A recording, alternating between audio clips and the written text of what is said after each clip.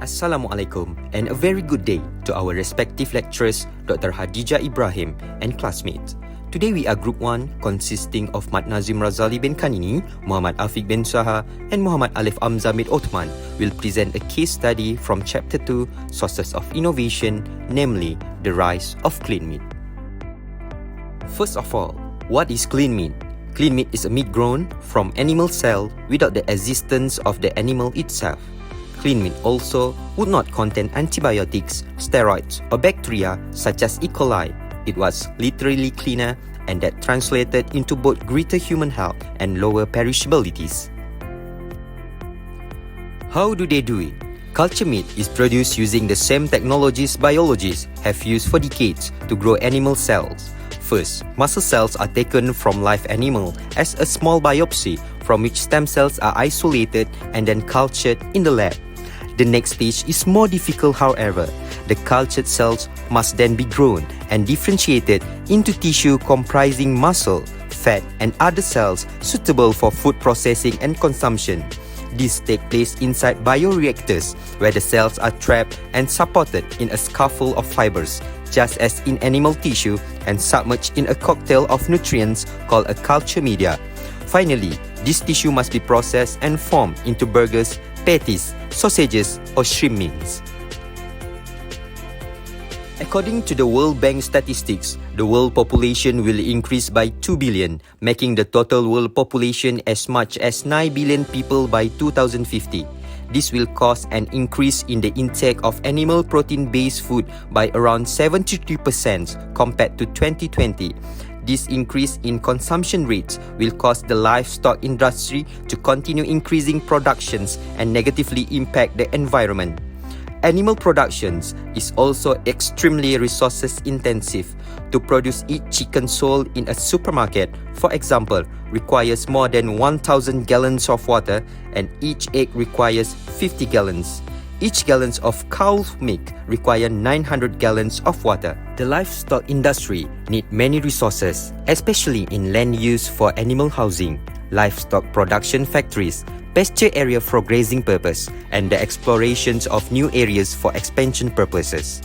In addition, the livestock industry is also a competitor to human food sources, especially based on grains such as wheat and corn.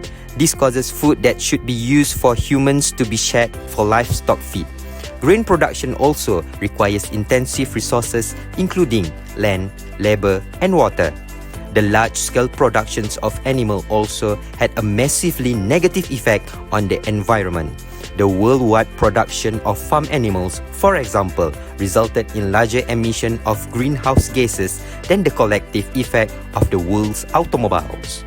In 2004, Jason Matney, a 29-year-old recent graduate from the Johns Hopkins Public Health Program, decided to tackle the problems with the productions of animal for food.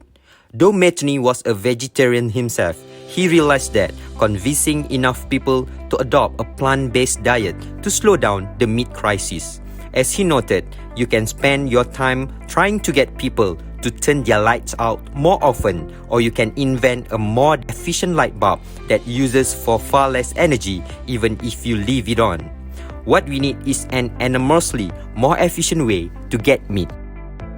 Matney founded a non-profit organization called New Harvest dedicated to promoting research into growing real meat without animals. He soon discovered that a Dutch scientist, William van Elen, was exploring how to culture meat from animal cells. Van Elen had been awarded the first patent on a cultured meat production method in 1999. However, the eccentric scientist had not had much luck attracting funding to his project or scaling up his production. Matney decided that, with a little prodding, the Dutch government might be persuaded to make a serious investment in the development of meat culturing method. He managed to meet with the Netherlands Minister of Agriculture, where he made his case. Matney's efforts paid off. The Dutch government agreed to invest 2 million euros in exploring creating culture meat at 3 different universities. In 2009, the foundation of Sergey Brin, co-founder of Google, contacted Matney to learn more about cultured meat technologies.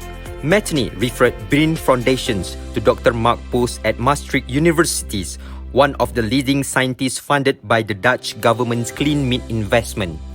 Post had succeeded in growing muscle in vitro and was certain his process could be replicated with the muscle of cow, poultry, and more.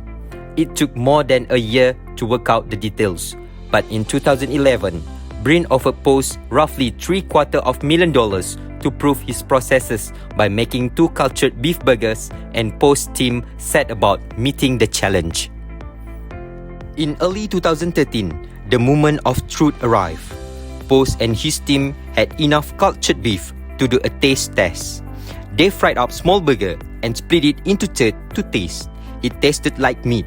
Their burger was 100% skeletal muscle, and they knew that for commercial production, they would need to add fat and connective tissue to replicate the textures of beef more closely. However, those would be easy problem to solve after passing this milestone. The press responded enthusiastically, and the Washington Post ran an article headline could attest to "Burger Save the Planet." In 2015, Umar Valati, a cardiologist at the Mayo Clinic, founded his cultured meat research lab at the University of Minnesota. Building on Dr. Post's achievement, Valati's team began experimenting with ways to get just the right textures and taste. After much trial and error and a growing number of patents, they hosted their first tasting event in December 2015. On a menu, a meatball. This time, the giant agribusiness firms took notice. At the end of 2016, Tyson Foods, the world's largest meat producer, announced that it would invest $150 million in a venture capital fund to develop alternative proteins, including meat grown from self-reproducing cells. In August of 2017, agribusiness giant Cargill announced it was investing in Memphis Meats, and a few months later, in early 2018, Tyson Foods also pledged investment. There are almost 60 companies that conduct research and development related to animal-based protein in culture, such as clean meat. These studies and innovation are also involve aquatic animals such as fish and shrimps. 2 of the most active companies are Mosa Meat, based in Maastricht, Netherlands, and Upside Food in Emerville, California. Other companies are Eat Just, Finless Food, Piece of Meat, Biotic Food, and Supermeat. This innovation also involved many countries, including the Netherlands, the United States, Israel, Japan, Australia, the United Kingdom, and even Singapore. These countries see the productions of alternative sources for meat as necessary, especially in terms of food security and sustainability. Based on the analysis and forecasting of Mohd Group, a biotechnology-based innovation company in Germany, the initial time for sales of clean meat products is by 2030. Sales will be begun at selected high-end restaurants and supermarkets before being widely distributed to the mass market.